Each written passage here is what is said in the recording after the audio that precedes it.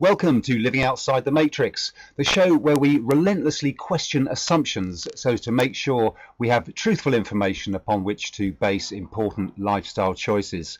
Hi there, I'm your host, Nigel Howitt, and on the show today we are going to question the role of our doctor. In the UK, our GP, in the United States, your MD, but wherever you are in the world, your conventional Western medical doctor, if you like. And joining me to discuss this, once again, it's a very great pleasure to welcome back to the show Dr. William Davis. Bill, thank you so much for taking the time to join us again today, and once again, a very warm welcome to the show. Oh, thank you, Nigel. I'm glad to be back. Brilliant. So let me say up front, and I'm sure you'll probably concur with me here, Bill, that I'm not against doctors. I think doctors do a great job, hospitals, accident repair, and the many things that we value modern medicine for. I'd just like to say up front that I think that's all fantastic, and I'm not knocking that, but we're just going to explore some of the other issues around that, and probably the way most people tend to think that they need to go to their doctor to find out how to be healthy. So did you want to say anything into that, Bill? Well, you have a more favorable view of my colleagues than I do. Nigel, I was privy to the locker room conversations and the conference room conversations where I can tell you firsthand that modern healthcare, and admittedly it's worse in the U.S. because the profit motive here is much larger, but the so much of healthcare is driven by the pursuit of profit, not for health. So much so that it's almost impossible now to get any kind of healthy message from the doctor. Yeah. And that's what I'm trying to broadcast here and share with your listeners, is that you can't get health from the GP. Because what happens in healthcare is so colored, so influenced by big pharma, the medical device industry, the hospital industry, and the desires of the practicing physician who wants to make money from. So I have a real problem with that, but it's especially bad in the U.S. Yes, I thank you for that. That's good to get that up front. Most people are familiar with the idea of big pharma, the big pharmaceutical corporations, and their huge influence, possibly that's even an understatement, on the whole medical fraternity in terms of the education right up front. I mean, you went through your education as a doctor, didn't you, Bill? You've been a cardiologist, practicing doctor. You know firsthand, and perhaps you can share some information about that as to how controlled the education of young doctors is, and how they almost, they write the textbooks, they write the syllabus, if you like. Is that true?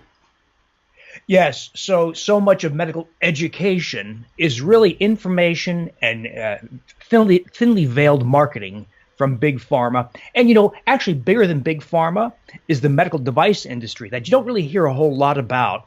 But in the U.S., for instance, you can pay as much as $2,000 or more per stent inserted into your coronary arteries. It's not uncommon for someone to receive 3, 4, or 5 of them in one procedure. And of course, people undergo this revolving door of procedures. So we're talking about, so if I one time did this, I calculated how much a pound of steel would cost if you had to pay for it ounce for ounce through a stent. And it came to somewhere several $1 million per pound of steel. That it's a reflection of how absurd the pricing is in healthcare, in medical devices, as well as drugs. In the U.S., we also have this phenomenon of direct-to-consumer drug advertising. Yep. So when I watch the morning news, I can barely watch it anymore because more than half, over half, Nigel, of the ads on TV are for drugs. Toujeo, Farxiga, Enbrel, Humira. A lot of these drugs, of course, cost thousands of dollars a month, and they're pushed on people, and it gives this impression that you must be taking these drugs to be healthy. And of course, my colleagues are ready and willing to write those prescriptions. So healthcare costs are still skyrocketing here, $3 trillion. 18% of GDP. It's not quite as bad in the UK, but these phenomena are still apply in the UK as well, of course. Yes, that really is quite shocking, isn't it? That's a situation where you're bombarded with advertisements really sort of hammers the point home. In the UK here, as well as many other parts of the world, that isn't quite the case.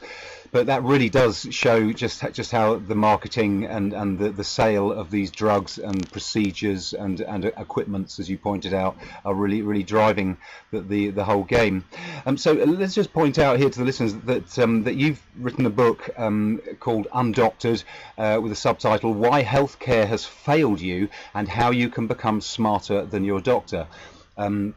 Excellent. I love the subtitle there, because there's a whole sort of new movement of people becoming more and more aware of becoming empowered to control their health. There's some fantastic physicians out there, such as Dr. McCullough and various other integrative medical practitioners that are helping people to educate themselves.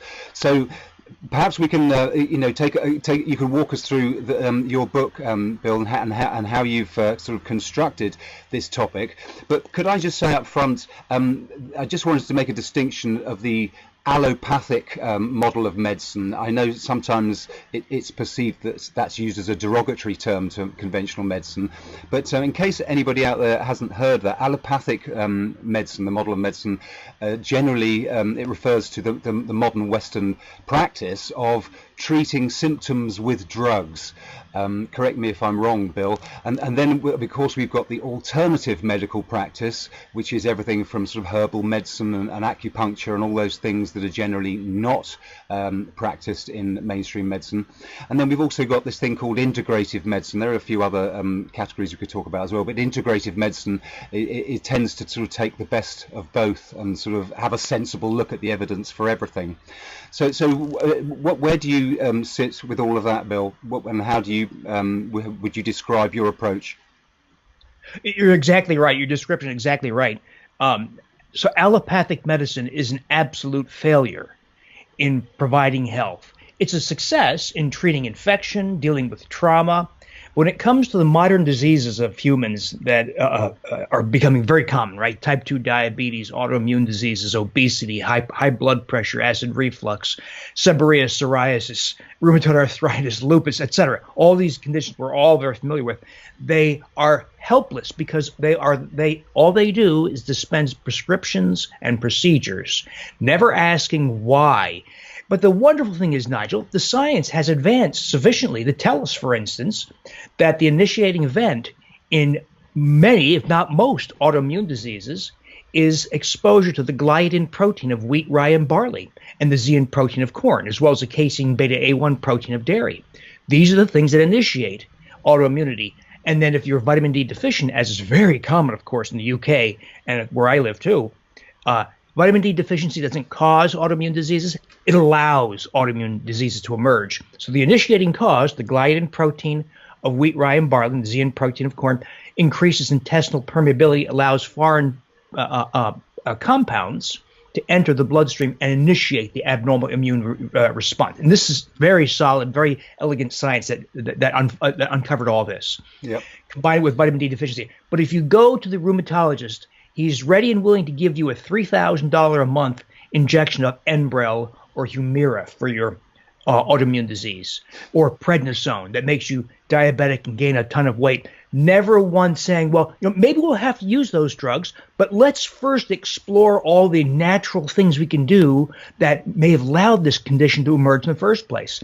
So that's what I've been advocating, and we have legions of people who no longer have rheumatoid arthritis, who no longer have psoriasis or lupus, yeah, or fibromyalgia. It's actually quite easy. I should point out, Nigel, that what Undoctored is not. So some of my colleagues get very angry at me, and they say, are you telling people to diagnose their own conditions?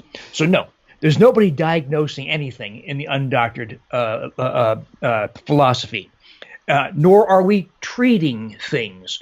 It's a complete 180-degree turnaround on health. What we do is we correct the very common things that have gone wrong in modern people.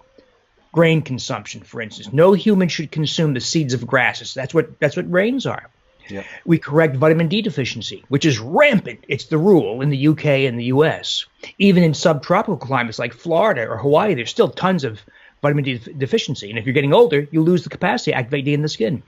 We correct the omega-3 fatty acid deficiency. That's very common. We have to supplement magnesium because we drink filtered water. We have to, because water in the stream or river is tainted by sewage and pesticide and herbicide runoff. So we have to supplement magnesium. And now, when I was a kid, I'd go outside. I had to walk about a mile to school. I'd walk through a field, and there'd be grasshoppers everywhere. And at night, there'd be lightning bugs or fireflies everywhere. And there'd be butterflies and moths, and there are tons of birds. And now I haven't seen a grasshopper in 30 years. There are no fireflies. There are very few birds. In other words, we've screwed up the external environment with pesticides, herbicides, and other things, but the same thing has happened internally. We've screwed up our internal environment, the microbiome. So one of the things we have to do is address our bowel flora and other forms of flora on our body. But you do these simple things, simple, natural things that we should have been doing all along until healthcare and the doctor got in the way. Yeah. If we do these things, magnificent things happen. People lose 70, 80, 115 pounds. Type 2 diabetes goes away. There's virtually no high blood pressure. People get off 4 prescription drugs. Their acid reflux is gone within 5 days. Joint pain, the fingers and wrists is gone within 5 days. Irritable bowel syndrome, gone within days. Migraine headaches, gone the majority. In other words, you don't need the drugs or procedures that healthcare is so ready to dispense. Just correct the things that allowed these conditions to emerge in the first place. Gotcha. Yes, absolutely. I mean, conventional medicine, when you started off there a few minutes ago, you mentioned about we are not diagnosing, you're not encouraging people to go off and make their own diagnosis. That is something that arguably conventional Western medicine or allopathic model is reasonably good at, isn't it? I mean, I would, if I had some ailment that was a mystery to myself, and my wife or children had something, I would go to the doctor to get an opinion, absolutely for sure. So I think that's worth bearing in mind. But completely take on board what you're saying, that really we can bring health back into our own hands. One of the things that is characteristic of the modern doctor is, of course, that he doesn't know much about nutrition. Were you taught much about nutrition in your medical education? The education in medical school was momentary. It was almost just cursory, so virtually nothing. There's a little bit of dabbling in it in biochemistry and things like that, but actual sitting, it should be the front and center, should be the core topic talked about throughout all medical education, but it's not. That's why my colleagues to this day say everything, stupid things like everything in moderation, or cut your fat, cut your saturated fat, eat more healthy whole grains, sugar in moderation is okay, and nutritional supplements are stupid. You don't need them. Yeah. This is the level of low sophistication. So I tell people, once you learn about these new lessons, and you also take part in this wonderful new thing we have called online collaboration, because we can collaborate now and share experiences and learn from each other, you will be far smarter than the doctor, who still thinks the only thing you can do to prevent heart disease is cut your fat and take a statin drug, which does not work. They have virtually no effect at all, or perhaps best case scenario, a 1% reduction in heart attack.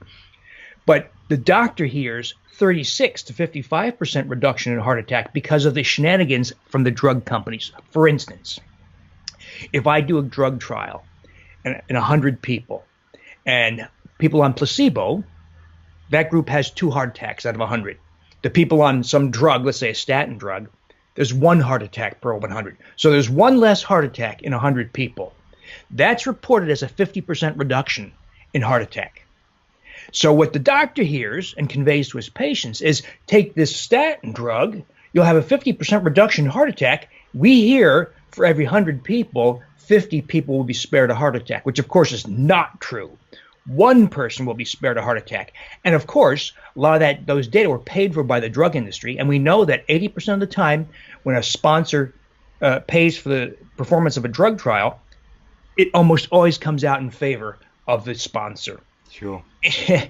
And so we have multiple layers of deception, fiction, and exploitation that comes from big pharma, delivered by the doctor, who doesn't understand what he's doing. Yeah. And so the doctor thinks taking a statin drug, maybe aspirin, and maybe a beta blocker, blood pressure medicine, and cutting fat is the only way to reduce heart attack risk.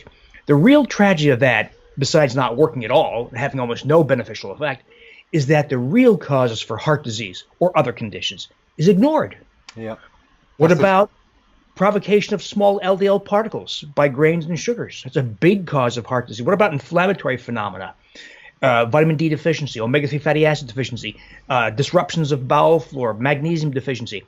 In other words, they focus on the things that big pharma and the medical device industry tell them to focus on, to the exclusion of the real causes. So what if you and I say we don't care if Pfizer and GlaxoSmithKline meet their goal of $8 billion this year? We don't care about that. We're going to just do things that are healthy, and we're going to collaborate and talk to other people who are doing similar things. And Nigel, I'll tell you, fabulous things happen when you do that. Wonderful, absolutely.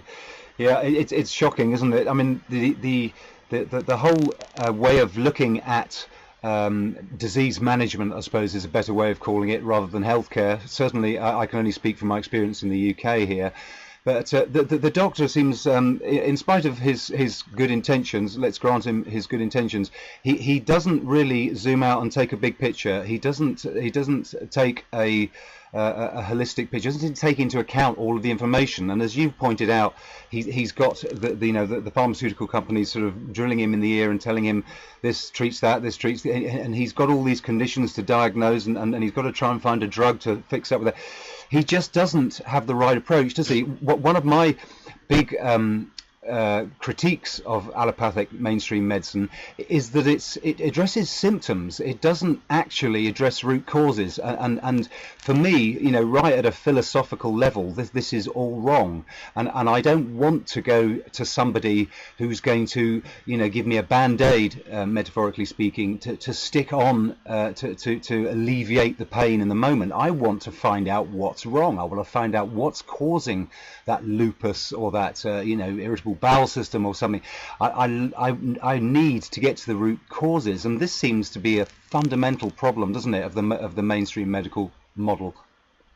It's a defining problem. Exactly right. Pardon me. It's a defining problem of conventional healthcare, that no one's asking why somebody has rheumatoid arthritis or type 2 diabetes, but they step in to deal with the phenomena. So if you take insulin injections, for instance, or Byetta injections, or you take metformin or glipizide for diabetes, it does nothing to the diabetes. It only reduces blood sugar. But all the phenomena that allowed diabetes to emerge in the first place, inflammation, visceral fat accumulation, etc., are not addressed. Right. Or the doctor will say something completely inane and useless, like watch your calories, cut your fat, everything in moderation. We all know this is nonsense. Since when does everything in moderation yield health?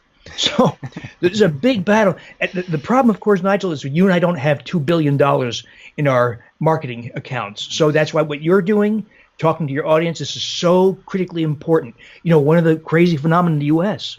is that because direct-to-consumer drug ads are now such a big part of revenues for major media, like ABC, CBS, NBC, and print media, they no longer want any kind of conversation from people like me and other authors who have anything to say that might reflect badly on big pharma because they're such big advertisers. So now we have this big blank space in major media, print and broadcast, where no one's talking about the huge problems in healthcare. They talk about healthcare politics, but no one's reporting on the problems in healthcare. So, for instance, there's a drug called Harvoni or Sovaldi. These are drugs for hepatitis C. These people typically have no symptoms. It's a silent process. But the doctor says, here's a prescription for Harvoni. Person takes it to the pharmacist, to the druggist. He gets one vial of 120 tablets. One vial of 120 tablets. $84,000. Wow. It cost, Nigel, $136 to manufacture. So if we add on recovery of R&D and a nice profit margin, maybe they could charge $500 and still make a ton of money.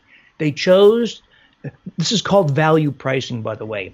It's no longer a matter of how much it costs to manufacture and then add on R&D recovery and then advertising costs and profit. That's the old model. The new model is this. Let's say I have multiple myeloma and I have 6 months to live. They develop a drug that adds 10 years to my life. They say, all right, sir, what is 10 years of your life worth to you? And you say, well, gee, it's priceless. I don't know, $5 million? This drug is $5 million. That's the new model. It's called value pricing. And that's Harvoni and Sovaldi's is one example. But no one is talking about this because it's been blackballed from major media. So there's this growing catastrophe, worse here, of course, but still, I believe the UK government, NHS, negotiates with drug companies. So it's not $84,000 for Harvoni in the UK. It's more like, I think, $50,000. So it's still ridiculous. Yeah. So it does apply in the UK as well, just not quite as to an exaggerated degree as it is here. But you can see what's happening. This is called legalized extortion. It's shocking. It is absolutely shocking, and no one in the U.S. is talking about it because I can't go on there. You can't go on there. If you called up NBC or CBS and said, I'd like to talk about some of the problems in healthcare, you won't get a return call because they don't want to host those conversations. So what we're doing here is so critically important to get the word out to people that the doctor is not your friend.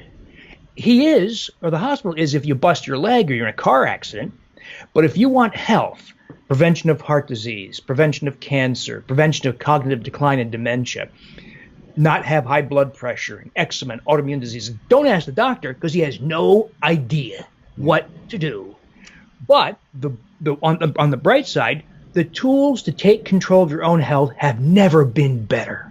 Absolutely. We have information exchanges. We have the potential for collaboration. We have smartphone apps. We have so many tools now to help us collaborate. What I see happening, Nigel, is that people are taking back control of their own health. And the doctor, this happens every day. Somebody goes back to the doctor. They're 73 pounds thinner. They're no longer diabetic. They're off their insulin and their oral drugs. Their plantar fasciitis and their rheumatoid arthritis is gone. The doctor says, what happened? What did you do? And they say, well, I went grain-free. I did this Undoctored thing. I'm taking fish oil and magnesium. And the doctor says, well, I don't know anything about that, so just keep on doing what you're doing. In other words, you have the answer, but I don't care. Yeah. Because it doesn't pay me. I'd rather give you drugs. I get this all the time. People say, I went to the doctor and say, what drugs are you taking? They say, none. I said, what do you mean none? Everybody takes drugs. And they try to give them drugs. Healthy people. I've seen this so many times. Most conventional, I'm talking about conventional doctors, not the good people like functional medicine, integrative health, etc. Those are good people.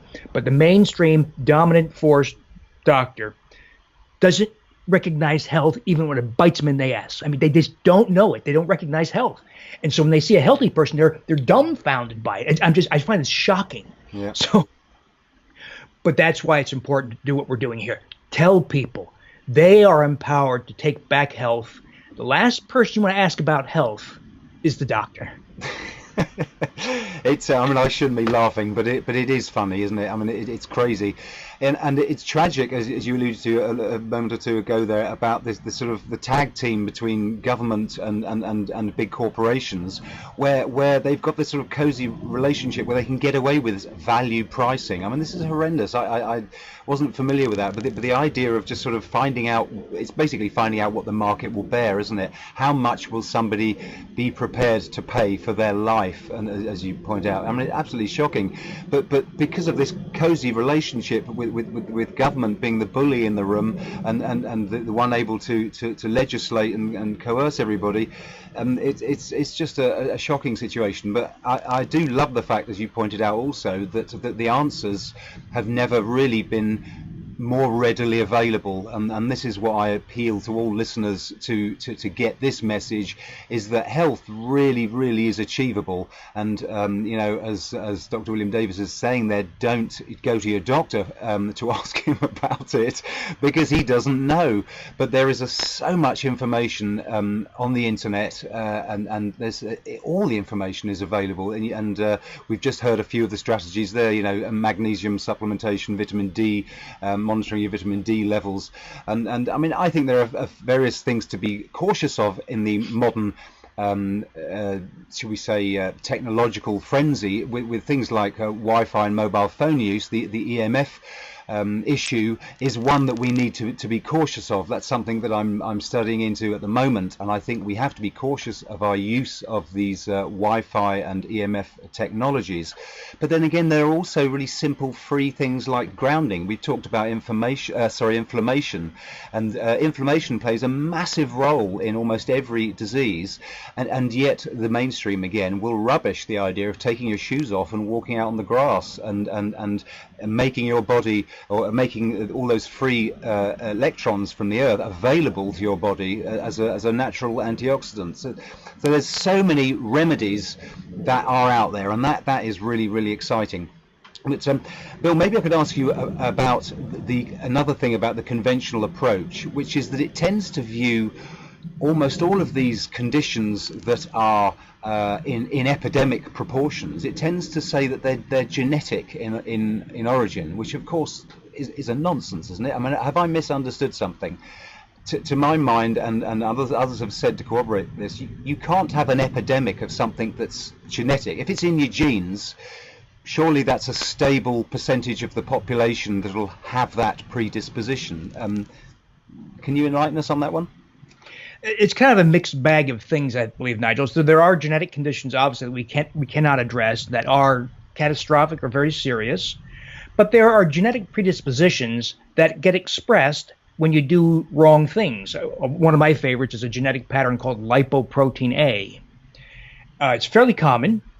About 11% of the population has it, and it's becoming enriched in the population, by the way.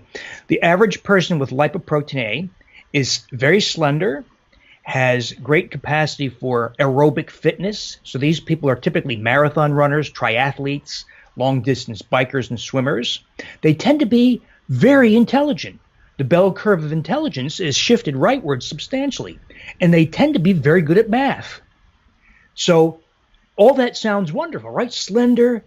They're also very tolerant of deprivation of food and water. Okay.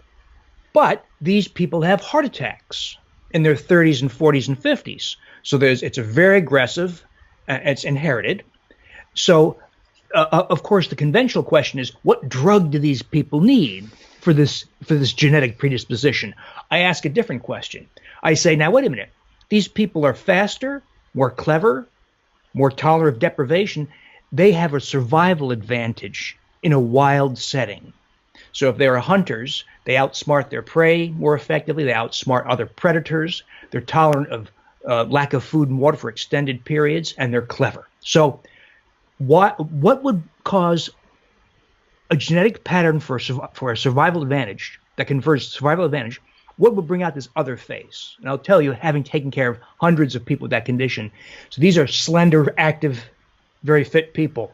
But when they consume grains and sugars, they have explosive problems, far worse than the average person. More inflammation, more small LDL particles, more high triglycerides, etc. So what I did with those people was really drill into them. Lots of fats, lots of organ meats like liver. Yeah. We use high-dose fish oil and absolutely no grains or sugars, and the disease comes to a halt. Wonderful. You don't need a drug. So it's a genetic predisposition regarded as an abnormality that requires a drug. But I would say, let's ask why these people have this condition.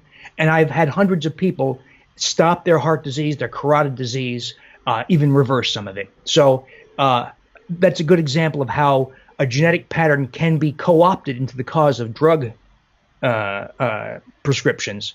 But let's ask smarter questions.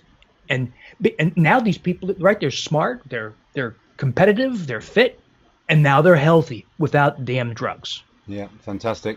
Yeah, I mean, obviously there are, I didn't mean to imply that there are no genetic predispositions. There are very clearly are predispositions, but it has to be something environmental, doesn't it, that triggers a predisposition. And as you pointed out, the wrong diet, eating grains and sugars and all these sorts of things are environmental factors, because of course the blood is the environment for the cells of our body, isn't it? So we have to take care of our blood with appropriate nutrition. We have to eat a diet to which we're actually genomically adapted, rather than one that we're not, of course.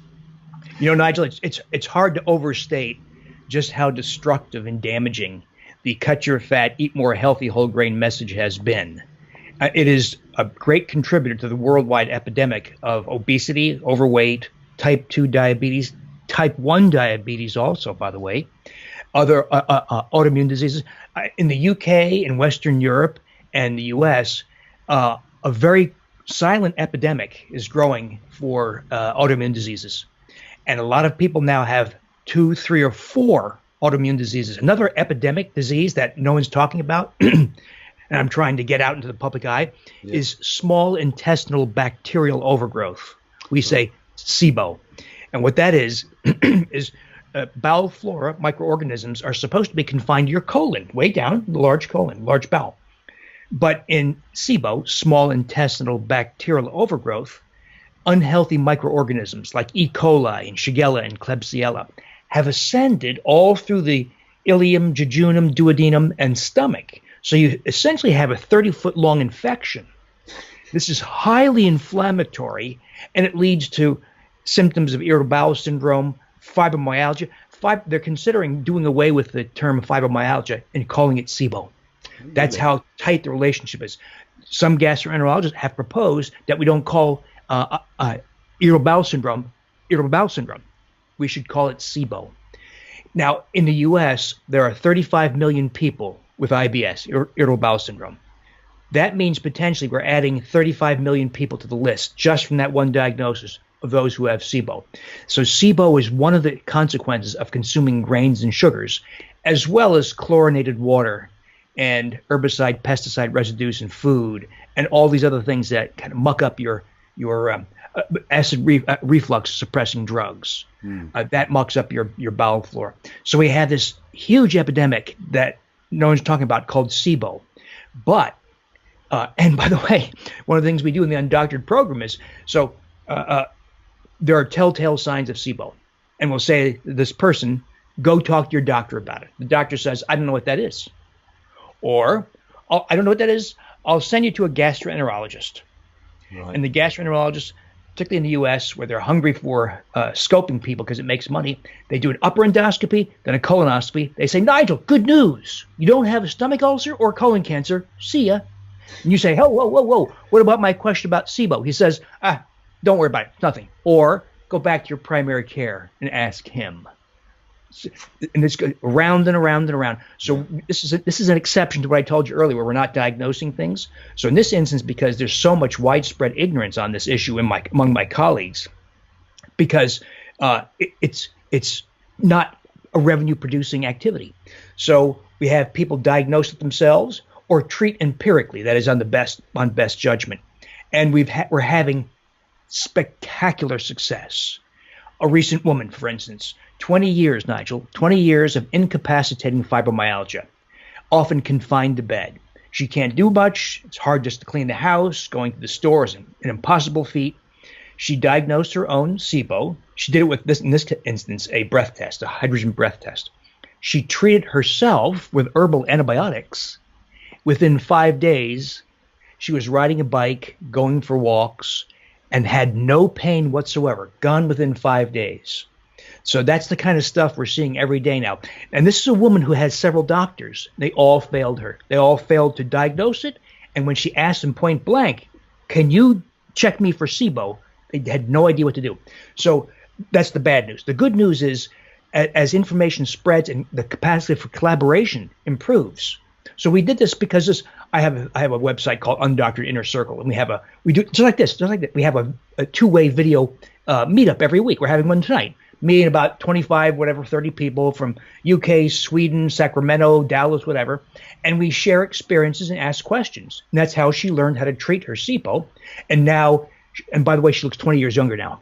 She's walking around. She's off all her medicines. She's been on a dozen, and she's slender, and she looks 20 years younger. Wow. All because she did this. And she goes back to the doctor. The doctor has no idea how she did this on her own. So it's kind of funny. But you'd think the doctor would say, what did you do? Teach me. Show me what it is you did. What did I fail to do? I need to understand this. If somebody can go off 12 medications, turn around 20 years of fibromyalgia, lose all this weight, no longer be diabetic, all the inflammation is gone, tell me what you did. Yeah. No, they say, I don't understand what you did. Just keep on doing what you're doing. Yeah. That is tragic, isn't it? That lack of curiosity, as you say, to find out the missing links. And when people are having such spectacular successes like that should naturally, be a big red flag for these conventional doctors, to warn them that what they're into and what they're talking about is of no help, and there are solutions out there. That's a group that you talked about, the Undoctored group. That sounds brilliant. And again, it's a fantastic example of how the internet and this modern technology can help us all find and share the relevant information. Well, one of the things that always has saddened me about my experience with doctors, and I've tended to keep them at arm's length over the last 10 years or so, is certainly here in the UK, the almost knee-jerk predisposition towards prescribing antibiotics. It doesn't matter what you go in for, whether you've hurt your finger, or you've got you're feeling mildly unwell, or you've got a cough, or you'll walk out with a prescription for some antibiotics. It's as though it's an automated response. They can't help themselves. They just find themselves scribbling out an antibiotic prescription. There you go, and I had some problems with ear infections quite a few years ago. I don't have any such problems since I've taken my own healthcare into my own hands, I should add. I was put onto a course of antibiotics, 7 days. Make sure you take the whole course, they always say, and I did that, and I still had the ear infection. So I went back, I got on a second course, something different. Oh, we didn't get the right one, they said, so they prescribed a second one. Now that didn't work. I went back and I was given a third course, and that happened a fourth time. I had 4 different antibiotics consecutively, with perhaps a couple of days in the space, so just over a month. And I found out subsequently that if you do nothing to an ear infection, they generally clear up after about a month. And I mean, this pattern is so common in the UK, where antibiotics are just dished out willy-nilly, and it seems to be so unthinking.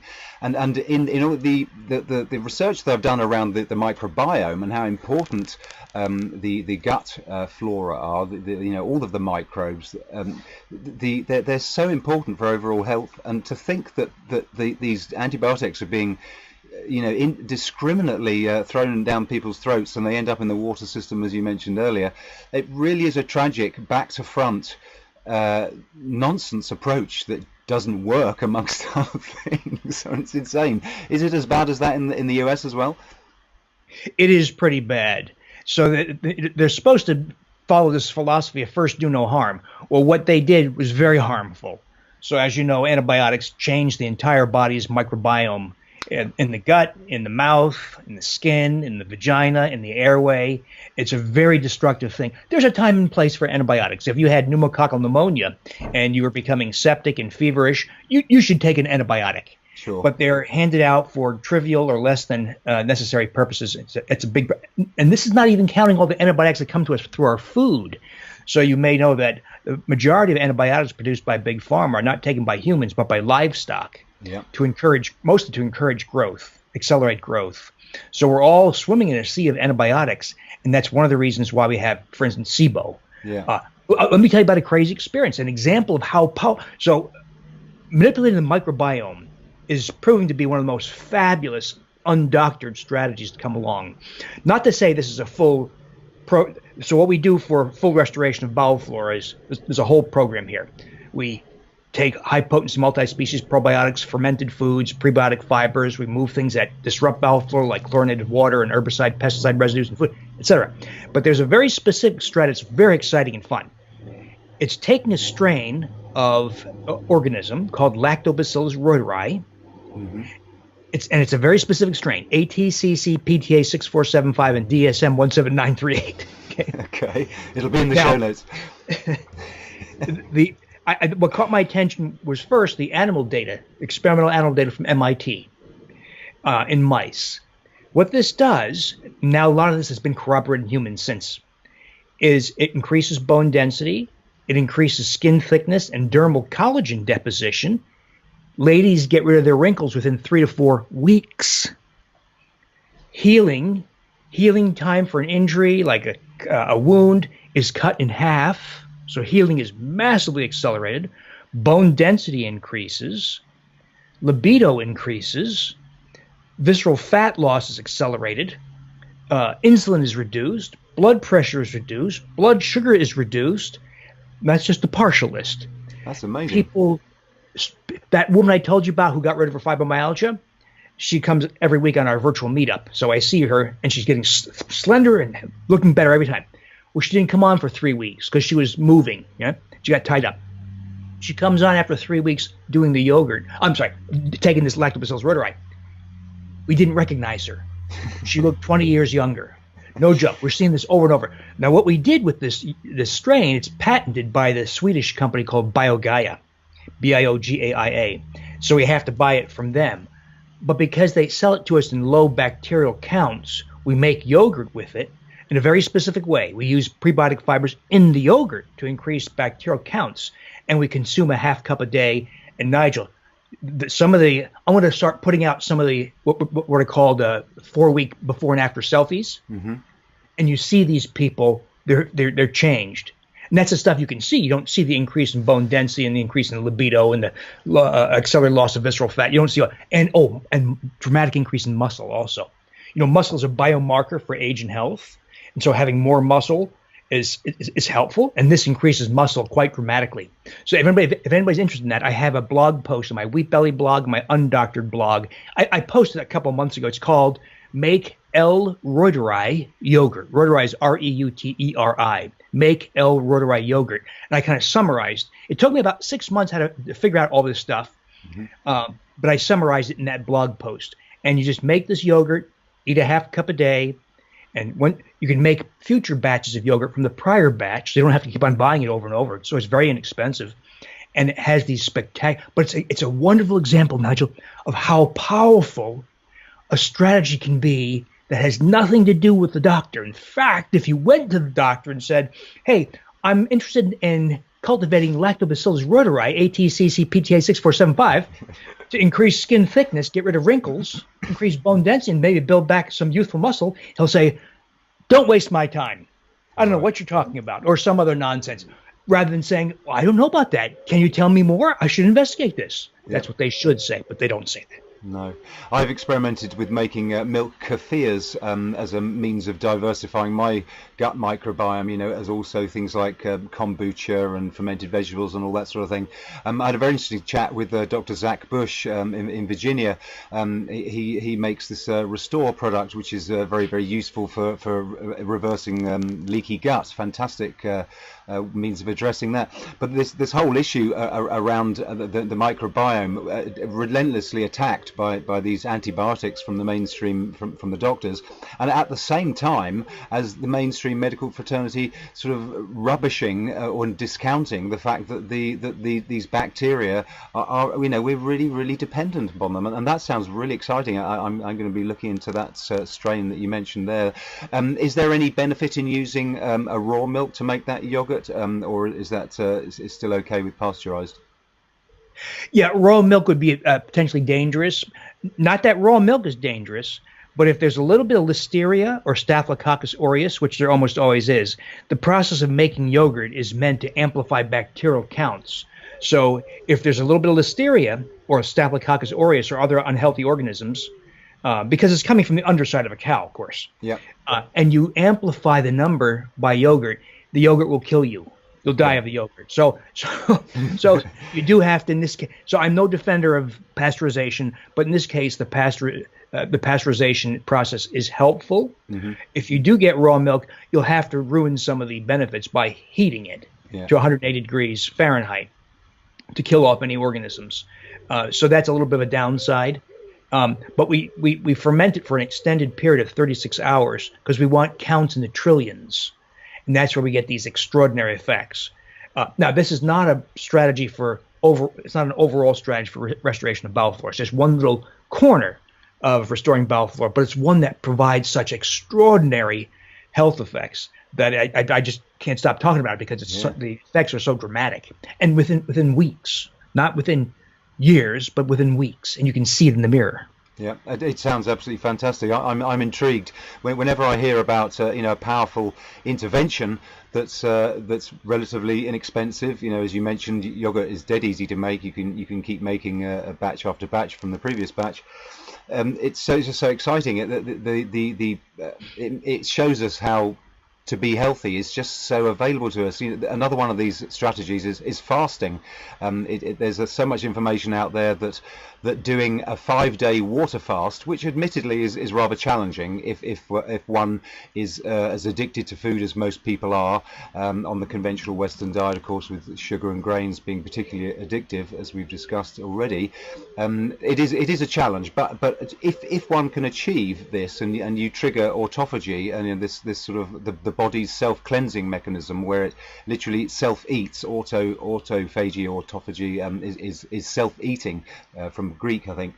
But it's amazingly powerful health intervention, which is less than free, because you don't even have to buy food or prepare food or anything. I mean, we could go on, couldn't we, with these various interventions and examples of how to just steer away from your doctor. Don't go to the GP or the MD or whoever your conventional doctor is, if you're in the Western world at least.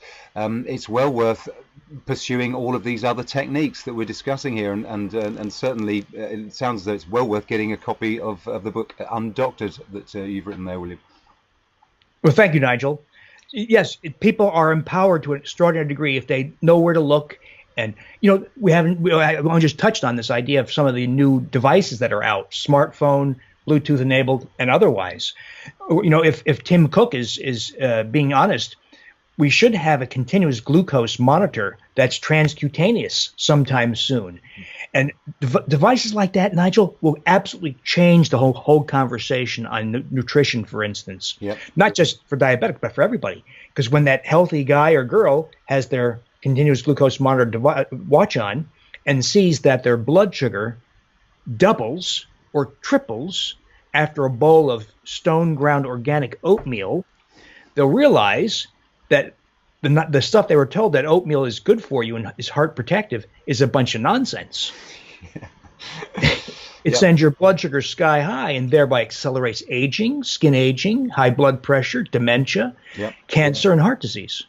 Is it possible with these devices? I mean, obviously there are lots of parameters that we can measure, such as deep sleep being very, very important restorative part of our health, overall health picture. Measuring other biomarkers. Is that some people are concerned about implants because of the big brother thing and all that, and I suppose there are legitimate concerns about having something put in subcutaneously, a microchip, but it sounds like there are some enormous benefits there to be reaped. Pros and cons. Is there a negative side to having? Is it like an RFID chip? Does it pulse with a Bluetooth signal? Again, this could relate to the EMF dangers. Any thoughts on that, Bill? The continuous glucose monitor should be transcutaneous. That is, it doesn't require a surgical incision or insertion. Okay. Pardon me. It should be right through the skin. And so, because there is a continuous glucose monitor currently, but it's a medical device. A doctor has to prescribe it. It has a little pin on it, and it does penetrate the skin. So that's a prescription device. And you're right, there are devices that can be implanted under the skin, but that becomes a medical or a surgical procedure. The devices you and I will have available to us will require no insertion, no incision. They'll be transcutaneous, or things like there's a device called AIRE, AIRE. It's about to come out, and it's a device you blow into, and it's tied to your smartphone, and it measures breath hydrogen. And that's how you can identify whether or not you have Sibo. Right, yeah. And there, as you point out, other biometric devices that do such things as track sleep quality, how much phase 4 and REM are you having, if you did something different in your diet or your lifestyle, did it affect your phase 4 REM quantity? I mean, there's so much now that you can do. One of the most important measures of general health and inflammation is your heart rate between 2 and 4 a.m. Okay. Which, of course, you can't take because you're sleeping. Yep. The darkest part of the night. But your heart rate between 2 and 4 a.m. is a very powerful index of health. And you can get that, but a biometric device, whether it's a Fitbit or an Apple Watch or an Aura Ring. Yeah. I don't have my Aura Ring here, but I recently. Yeah, I'm fascinated again with the sleep monitoring, and I was recently using a Fitbit, but I'm curious about the Aura Ring actually, because I'm more interested in a device that I can at least have the option of switching off. And I found out that my Fitbit just pulses out Bluetooth 24/7, and there's no means of controlling that. So I would rather have a device, even if I do choose to leave it on, I'd like to be in control of it, and I think the Aura Ring is better able to do that. So heart rate variability, another one of those parameters that's well worth monitoring. Yeah. Well, what is it we learn from the heart rate variability measured in the small hours there in the middle of the night? Not heart rate variability, but heart rate. But you're right. But you're right. Heart rate variability also a very important measure. It's a reflection of what's called parasympathetic tone. So you may recall there's two parts of the nervous system: the sympathetic, fight or flight part, that's adrenaline and rapid heart rate, and then the parasympathetic system, more like the brake on that. It's the subdued relaxation nervous system response. People are the more variable their heart rate, the healthier they are, which is kind of counterintuitive. People think that a perfectly regular heart rate is healthy. Actually, a perfectly regular heart rate is a very powerful marker for potential mortality. Gosh. So we don't want wildly irregular heartbeats either, like atrial fibrillation. We don't want that. But we want a predictable pattern of irregularity, and specifically irregularity that falls in synchrony with the respiratory cycle, breathing in and out. And if you can get your heart rate to fall in synchrony with your respiratory cycle, that's where heart rate variability goes higher. That's a very powerful index of health. And so, as you point out, a lot of these devices now provide you with measures of heart rate variability. A lot of athletes use it because it's a good index of when you're in good shape, when you've recovered, and a lot of athletes use it to guide their training. So it's a really cool, interesting tool that your doctor will not talk to you about. Excellent. Well, look, we've kind of overshooting time a little bit here. So Bill, are there any other strategies within the Undoctored program that you want to mention before we draw it to a close? Sure. Well, the Undoctored program, we've covered a lot of territory here, but it's really very simple. It's 6 strategies. It's no grains, no sugars, restore omega-3 fatty acids, magnesium, iodine, attention to thyroid optimization. That's one. And cultivation of bowel flora. Put those things together, and these are all things that are intrinsically necessary for human health. It's not ashwagandha or turmeric. These are things intrinsically necessary. No one has an ashwagandha deficiency. No. I'm not making fun of ashwagandha. There's a role, time, and place for those things. Sure. But the things we're talking about are intrinsically necessary for human health.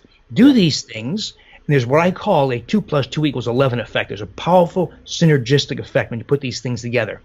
Now, there's more people can do. This is what happens. People do this, and they look better. They're younger. They have more muscle. And they say, well, I feel so good.